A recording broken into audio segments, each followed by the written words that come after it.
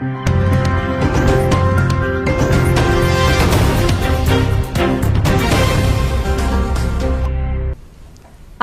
JEE mains మొదటి session ఫలితాల్లో దేవరపల్లికి చెందిన భాష్యం విద్యార్థి సూతాపల్లి దుర్గా మల్లేష్ 99.67%తో ప్రతిభ కనపరిచాడని Bhashyam school principal P Perayya Naidu తెలిపారు.